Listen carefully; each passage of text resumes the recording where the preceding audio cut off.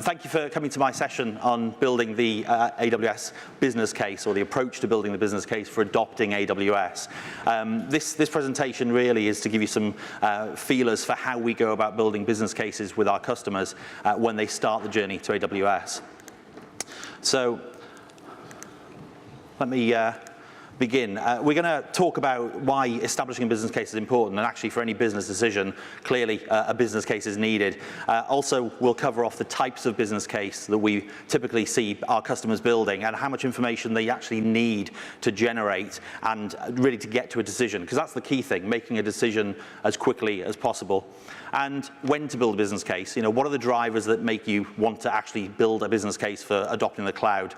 A little tour of cloud economics, so we'll talk about some concepts around migration and adoption, as well as TCO, so total cost of ownership or operation, and we'll also cover off a little bit about cost optimization as well. And the business case tooling and process that we follow, so the actual business case tooling that we use at AWS to help our customers build the business case. Then we'll talk about discovery and the data that we collect, and there's a lot of data that sits in our customer data centers and businesses that we need to be able to understand in order to be able to write a compelling business case.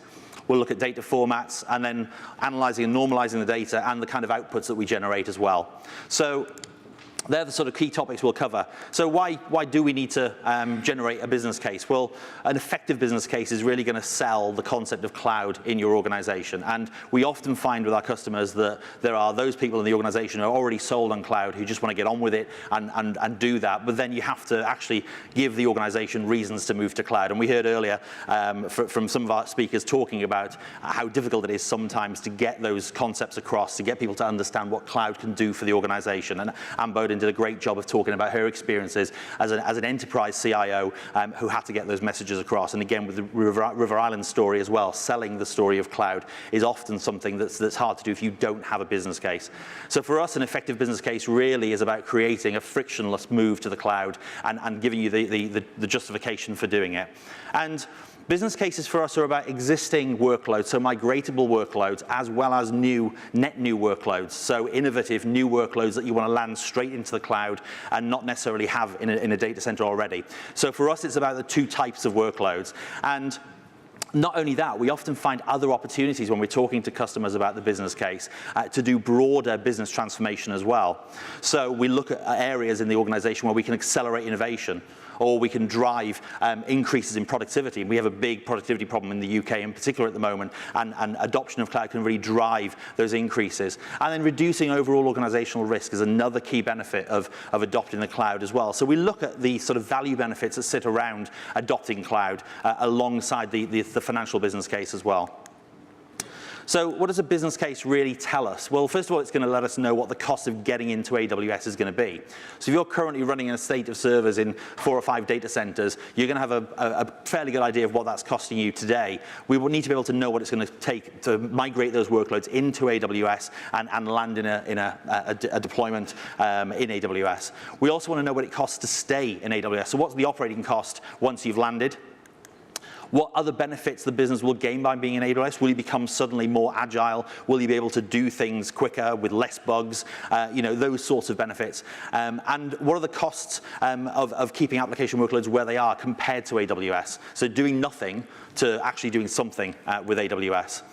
And we do that comparison because it's important to say, well, if you do nothing, if you don't modernize, if you don't make these changes in the organization, then you start to see increases in risk. You start to see opportunities where your application workloads on-premise are going to perhaps misbehave and not be able to continue the journey that you plan for them in the long term.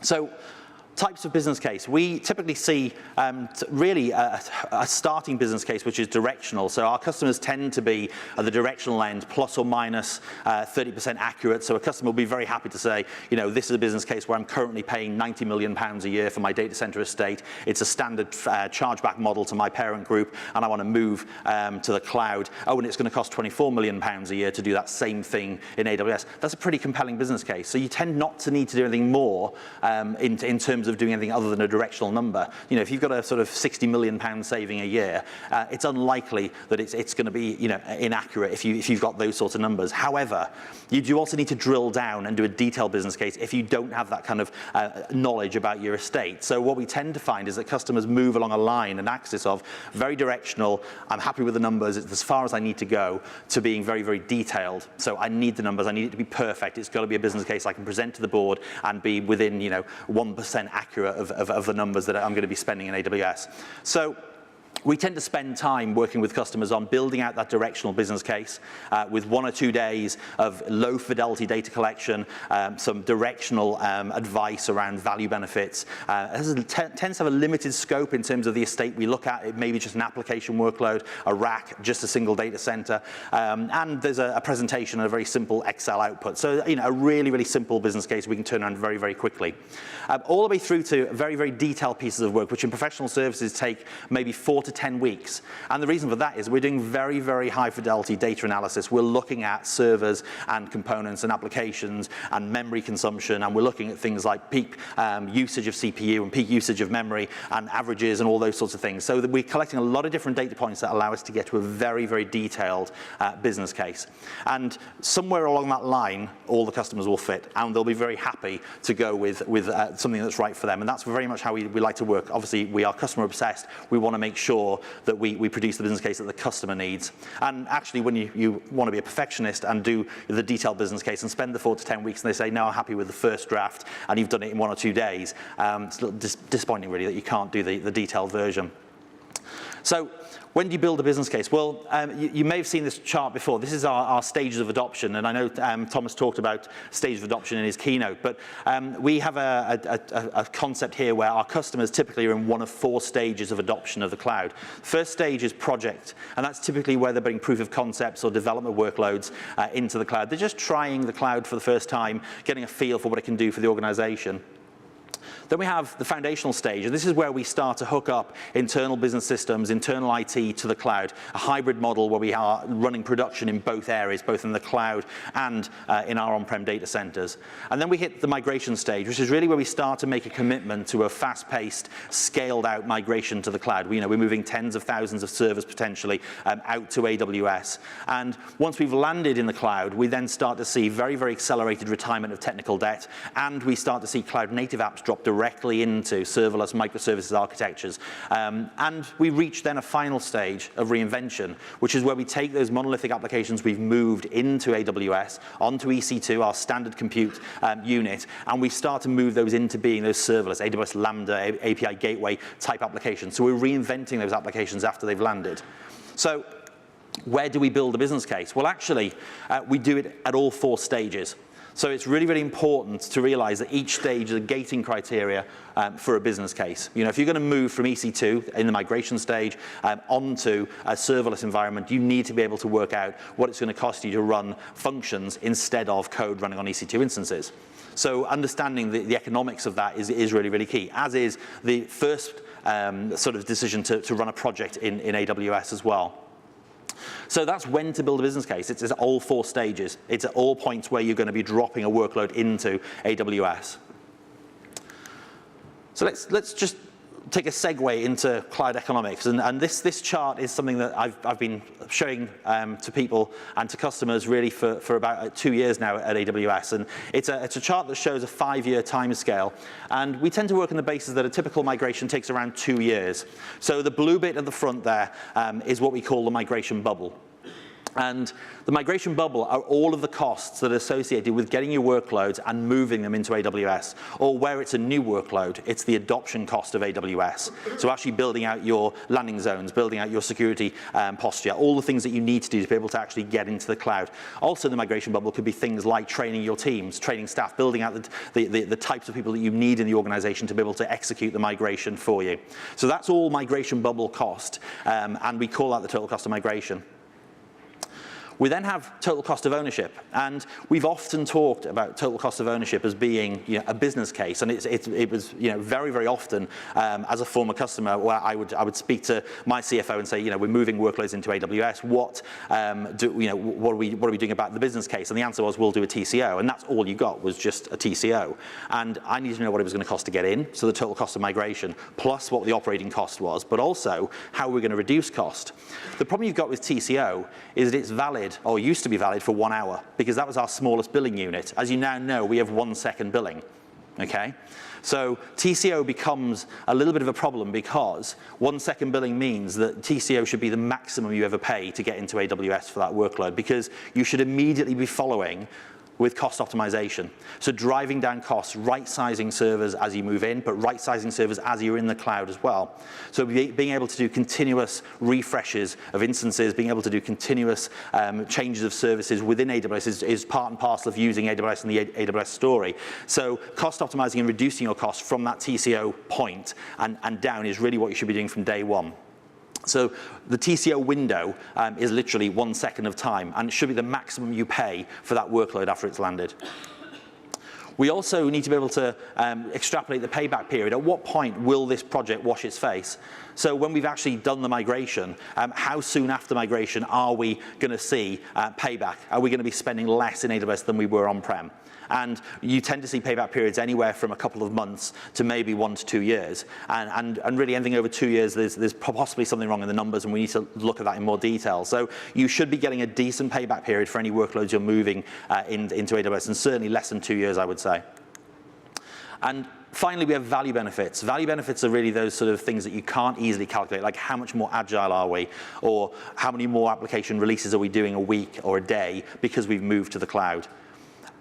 Those sorts of value benefits need to be articulated, that we need to understand actually what are the value benefits of being in the cloud today. A lot of our customers, for example, will have disaster recovery estates that sit in their data centers that are not used. We'll sit there in a warmed up mode waiting for a disaster to happen. One of our bank customers, 17% of their estate was there just for that. In AWS, you don't need 17% of the servers sat on a rack waiting for a disaster to happen, because you can architect your applications to work around failover and things like AZ failures, and you can have the application continue to work. So you don't need servers sat there waiting to be used. So that's a value benefit of the cloud.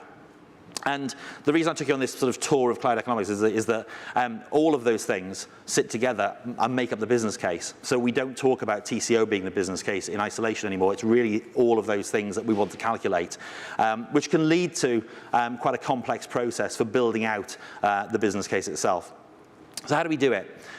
Business case tooling and processes really fall into 2 categories, and forgive my my robot graphics here, but we have manual and we have automated. So the manual side of process and discovery is really about looking at things like a migration cost, and we have to look at those costs manually. We can't really measure migration costs. So for example, how much a third party costs to do a lift and shift of a server isn't something you can automate. You can get a number and you can put it into a model, but you can't really find that out by digging into your existing estate. An operations calculator, the TCO calculator, has a number of assumptions, like the cost per kilowatt hour of power, or it may have a top of rack switching cost. Those sorts of assumptions also can't generally be automated. They're buried deep in a financial report, typically outside of infrastructure, so you need to go and look for this data.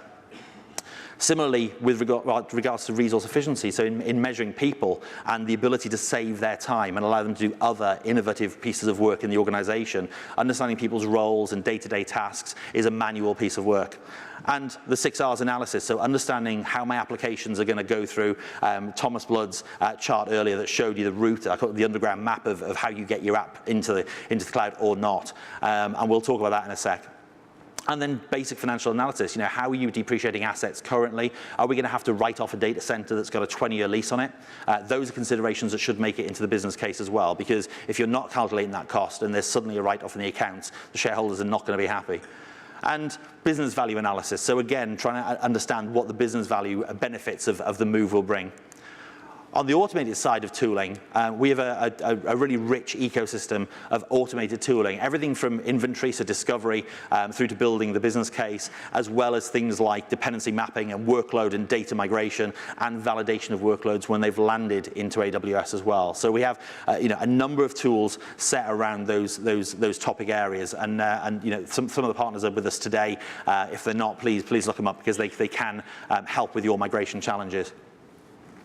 So with the tools I've just talked about, what's our actual process? Well, first of all, we start with discovery.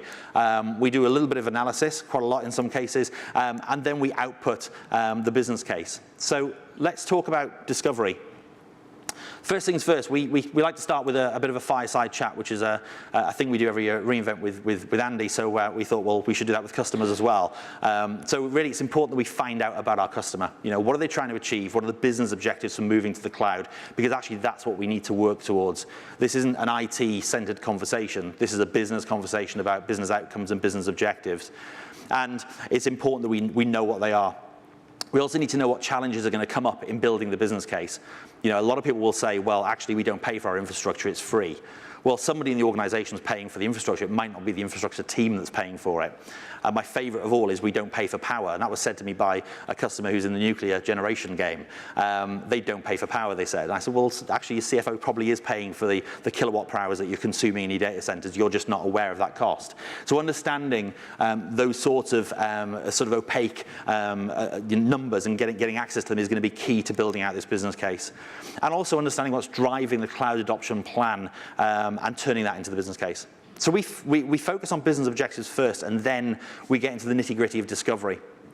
And discovery crosses 5 key areas, which I'm going to run through now. With regards to infrastructure costs first, the infrastructure is our biggest cost typically, sometimes second only to people, but more likely to be the larger of the 2 costs. And we can gain a huge amount of cost saving by just looking at infrastructure. So if you look here, we typically find when we are with our customers that their on-prem IT estates are typically around 45% utilized. We think that's actually quite high. We know estates that are lower, actually in the 5 to 15% utilization space. That is a huge amount of excess capacity that isn't being used and is being paid for by companies. And what we want to do is look at that first. We need to understand what sits in those data centers that actually isn't doing anything. And the reason for that, the reason for the 45% actually is because companies buy for peak load. And actually, if you're in infrastructure, you'll buy the best kit you can buy for the budget that's available. So you will overbuy to make sure you don't have any situations where you can't keep up with the load that's coming through the front door. So often, the infrastructure savings can be the most significant part of the business case in terms of cost savings. It can really, really drive a great number in the business case. And the kind of data that we collect, which really, really helps us get to these numbers, are data center costs, first of all, so facilities costs, the lease term remaining, lease termination penalties, because clearly if you're going to terminate a data center early, we need to know about that and put that in the business case. The cost of the reduced footprint. So if you move 80% of your applications to AWS, but 20% can't move because they retain or retire, those applications, if they're staying in the same footprint because you can't get rid of the data center, suddenly become more expensive. So the business owners of those applications are prepared to pay more for the same service. So that's another thing to think about in the business case. The connectivity to leased lines is key, as are, of course, the servers. So physical servers, virtual servers, the virtual servers map to their physical counterparts, the specification, so down to CPUs and cores and RAM are key data points that we collect, and the performance characteristics, so the minimum, maximum, and average CPU, network, and RAM are really, really key to understanding how we're going to right-size your estate when you move to the cloud. We don't want to over-specify when we're defining servers in AWS and we're defining a landing zone. So we want to make sure we get the right amount of capacity for the application workload that you have. Similarly, we want to look at storage, and in particular the SAN, NAS, and direct attached storage that you might have, and network connectivity and peak throughput. These are all things that will factor into the overall cost savings that we can achieve through right-sizing servers. And also dependencies on other servers, which will help us plan move groups and the order that will move the applications from our on-prem environments into AWS. So there's quite a lot of data there to collect, and often lots of it isn't available. I've yet to see an up-to-date CMDB, and I don't think anybody can hold their hands up and say they're 100% accurate, but they're usually a good start. We also want to look at upcoming refreshes. So we should consider an upcoming refresh in a business case, because if you're going to refresh on-prem, then why shouldn't you consider that in the business case as something that you can avoid? It's a cost avoidance exercise.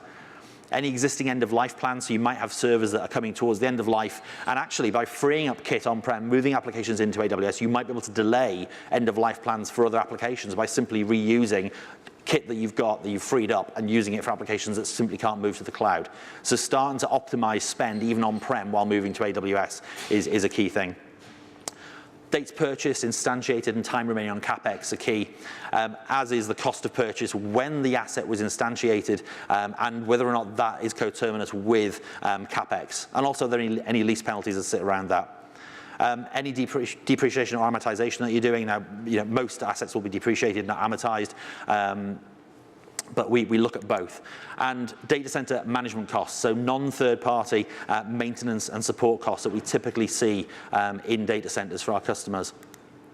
And finally, utilization of the servers. So how utilized are they? Are they development boxes? So are they utilized maybe 36% of the time because developers do go home and sleep now and again? Or are we 100% utilized because these are production servers? So looking at the server usage pattern is also key to getting the right sizing right as well. Because remember, in AWS, you pay for what you use at the point you use it. So you can have servers on as you need them and off when you don't need them anymore. We also then look at applications and systems installed in the server, and this is really, really key to understanding how the applications fit into the overall piece. And I'll come on to applications because it's a separate data collection that we do. We also look at power supply, cooling, backup, and disaster recovery, because you might have a failover data center that we also need to cost in. And then security, compliance, and certification costs. So again, you might have a requirement to be PCI certified in an on-prem data center, and we can potentially de-scope some of that PCI activity with your QSA when you move to AWS.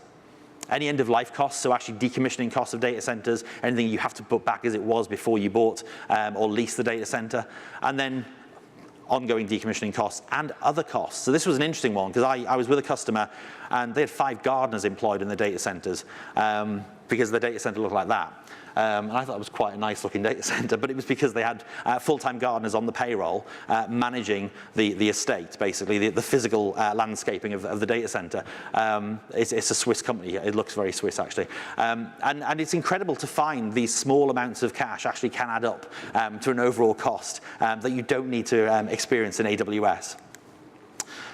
So how do we collect the infrastructure data? Well, we have a number of tools.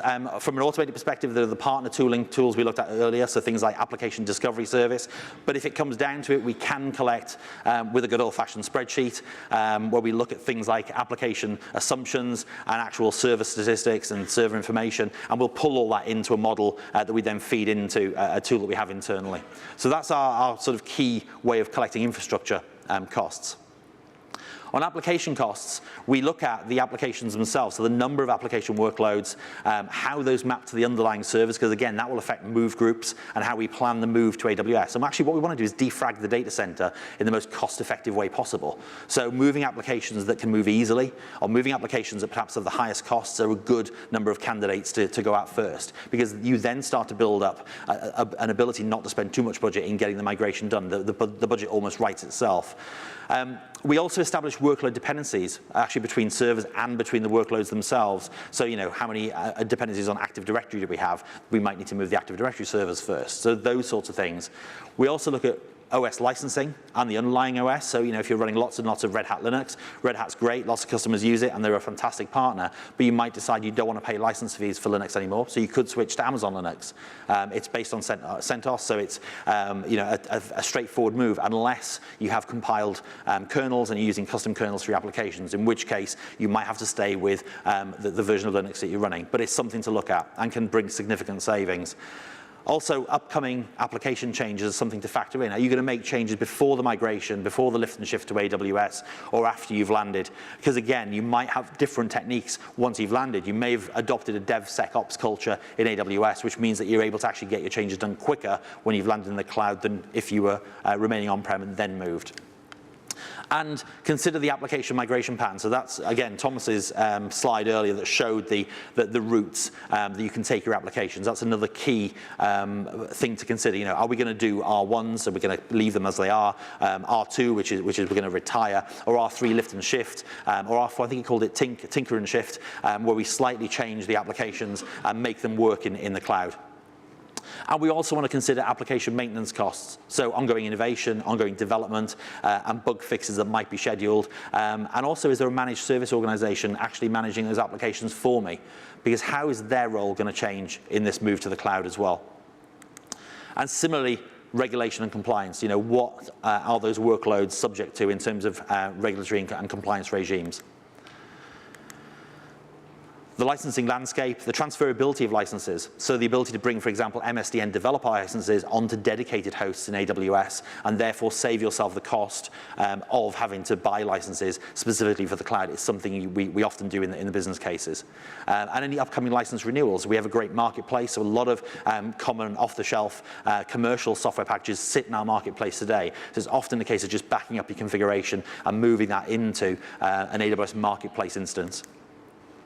And then application requirements, so SLAs, disaster recovery, high availability, and security and access to the applications are key things to think about in trying to establish what other costs sit around what you do. In truth, when you've migrated to AWS and you actually deploy your application across multiple AZs, things like SLAs, RPO, RTOs, those things should improve. It's a natural improvement in each of those areas. And perform that 6 hours analysis of the workload. This is a slightly different cut of Tom's slide, actually. And what we show here is the R1 through 6 approach. And Tom said that he actually did the refactor first. And he wanted to do that before dropping applications into AWS. So a lot of the time, I tend to advise customers to go with that last. And it really is down to what's going to work best for the customer. For us, it's about, you know, how do you very quickly migrate and get into the cloud? How do you make that happen very, very quickly? Well, you can try and avoid refactor if possible. If you don't have the teams available who can do the refactoring in your teams, then it would not make sense to start with a refactor. The percentages I'm going to show you now are actually from one of my customers. 69,000 workloads were analyzed for this customer. We found that 10% would retain on-prem. 5% were retirable, so 3,500 workloads weren't being used, which was incredible. And actually, that's where I'm going to get part of my budget from for actually building the business case. So let's shut down those workloads that aren't being used. Perhaps do a scream test where you turn things off and see who screams. And actually, you can release significant budget by closing off those workloads. 40% sat in rehost, 30% was in replatform. 10% was in refactor and 5% was in repurchase. So this move to SaaS. So interestingly, 70% sat in that middle group. So for me, that was the sweet spot. Go after that 70%. So attack the retain. You make a decision. We're going to retain. Retire. We should get those things turned off as quickly as possible. And then let's go after the rehost and tinker, R3s and R4s, because that's the bulk of the estate, and that will allow us to get a very effective move out of the cloud. So that's the sort of table version of what Thomas showed you earlier. So with the 6 Rs, as I said, R1, are we really going to retain, or can we retire? So can we push it to an R2, or do we refactor?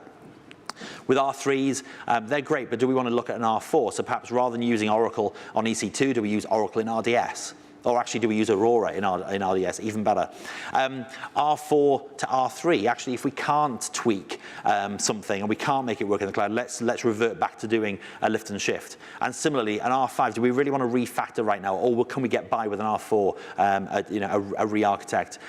Or do we push that out and say, let's do a SaaS version? So thinking about how you do the Rs is really, really key. And we have a tool for that. So it's a Q&A. This is a high-level business analysis of an application. So there are two types of our analysis to be done. The first pass is this. This is where you start to ask general questions around the application. So is it still being used? Do we have a need to have data in country? If you do, is there an AWS region in country? So you can very quickly get a first pass at the Rs across your entire application estate.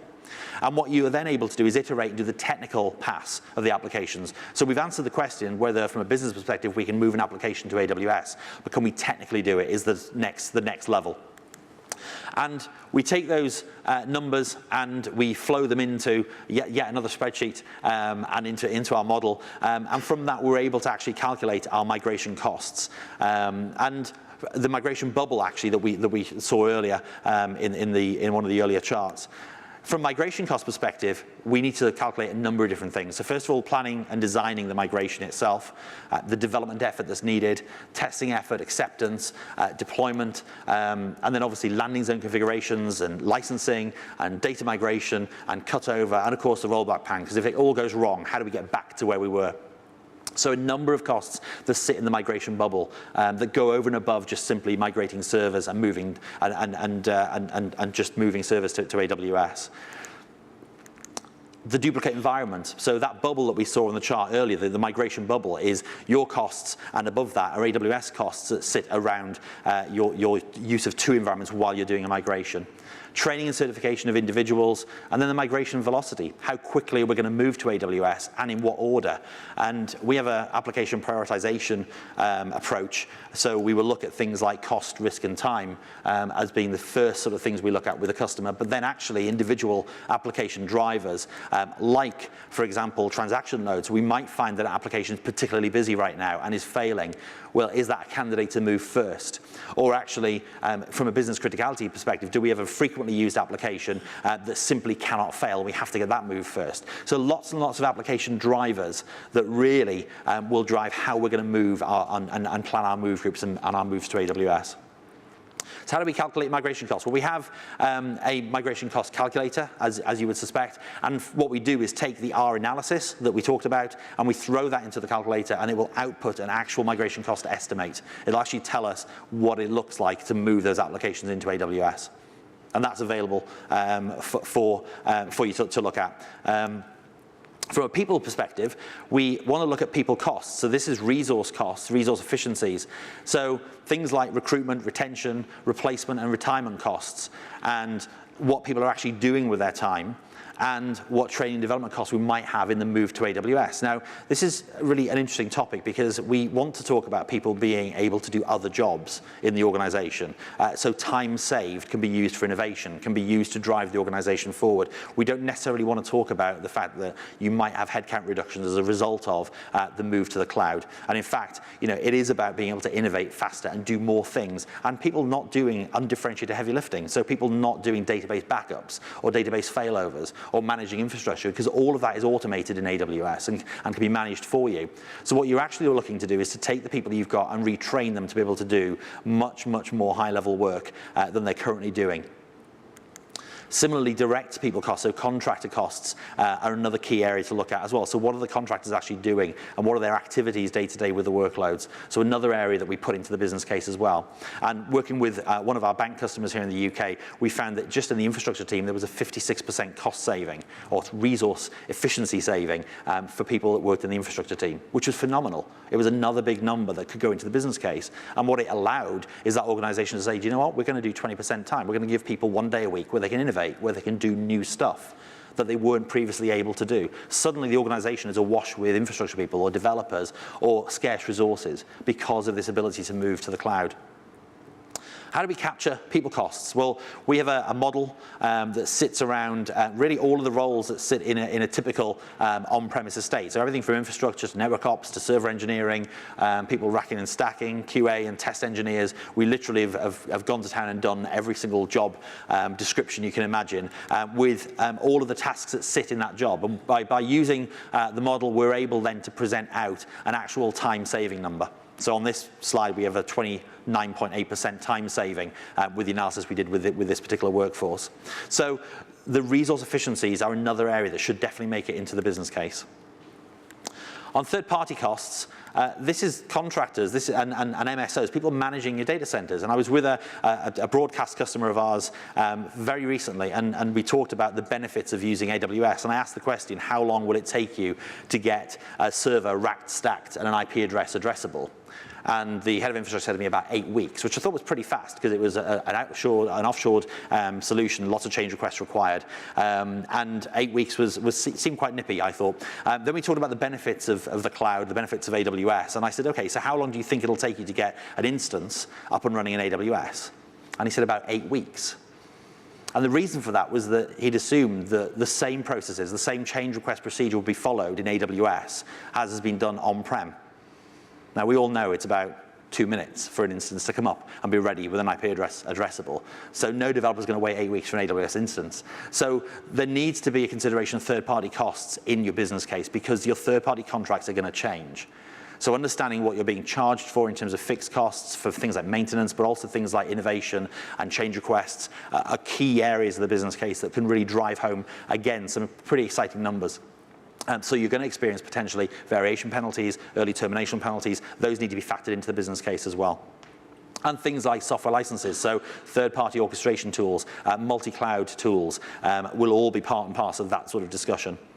And activity costs, so what are the third parties doing for the time that you're being charged for? It's a potentially huge amount of money that you could save by looking at those contracts in the move to AWS.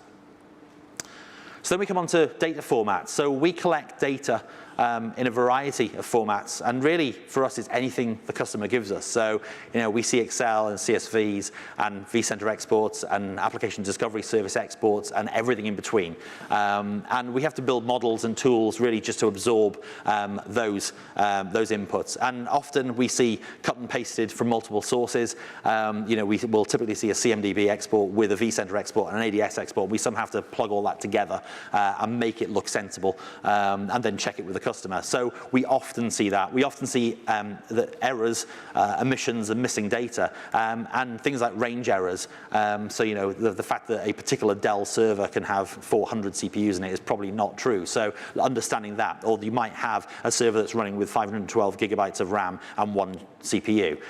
Unusual to see that. So we have to look for those sorts of range errors in the data we receive as well. So look out for that, because again, our right sizing models will use that data automatically and could make some assumptions around right sizing that are wrong. So it's important to check and understand the data that's being collected. We then analyze the data, we go through it. We look at the range checks on it. We look at the high utilization is another favorite of mine. So often customers will say, well, we are 100% peak, and actually that's really bad if it's true, because organizations shouldn't be running at 100% peak CPU or peak memory in their on-premise data centers. In fact, it's usually less than 45%, as we found out earlier. So understanding where there's a high utilization number and querying it is a key part of the business case, because we need to know what's behind that. And then we filter the data. So we remove things like non-x86 architectures, non-R3, R4, and R5 applications.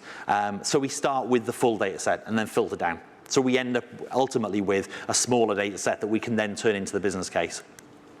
And then we normalize the data, and that usually means taking a CSV file and processing it in some way and outputting it into an Excel that we can send to the customer or a PDF. So it's pretty simple, actually, but customers want to have an Excel spreadsheet that they can actually play with the numbers. So it's an important tool that we use. And once the data is analyzed, we typically also produce clean CSV inputs to the Excel spreadsheets, and we remove things like formulas and what have you, and we give plain text data to the customer, so they are genuinely dealing with a no surprises data source.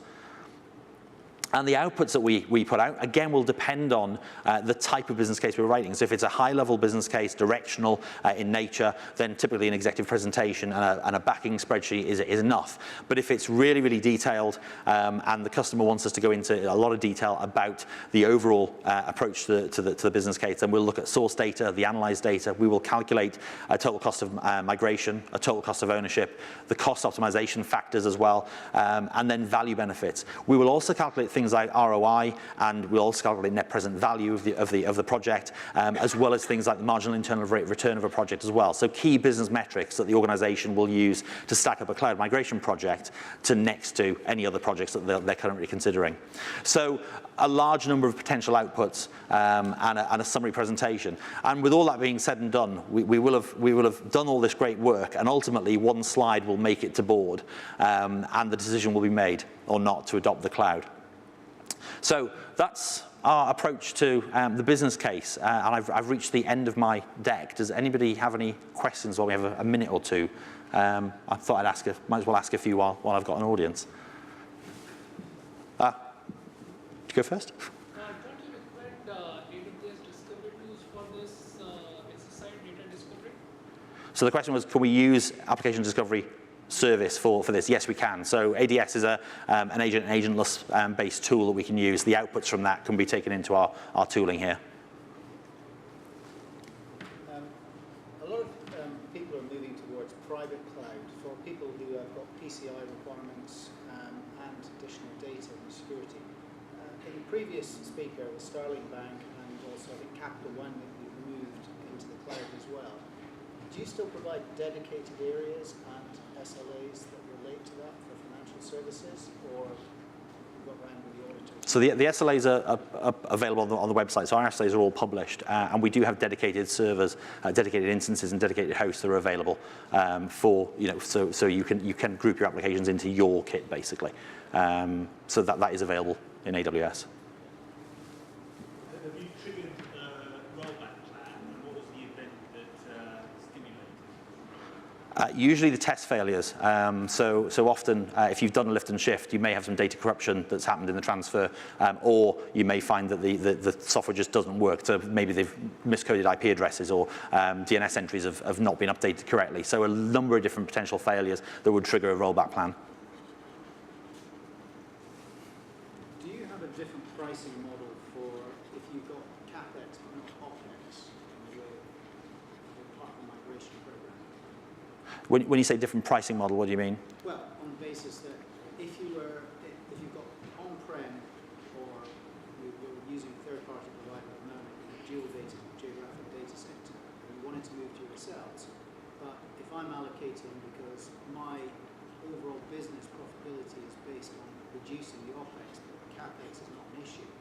So if I'm moving there, so I would go on an OpEx model rather than an OpEx model in preference. So if you're building your business case, do you offer flexibility in that? So we don't tend to talk about the CapEx and OpEx. It's really down to the customer. So you would typically speak to your auditors, and they would help you decide how you're going to treat the assets that you were looking to use in AWS. It's not a conversation that we would be able to have with you because we're not an audit firm, for example.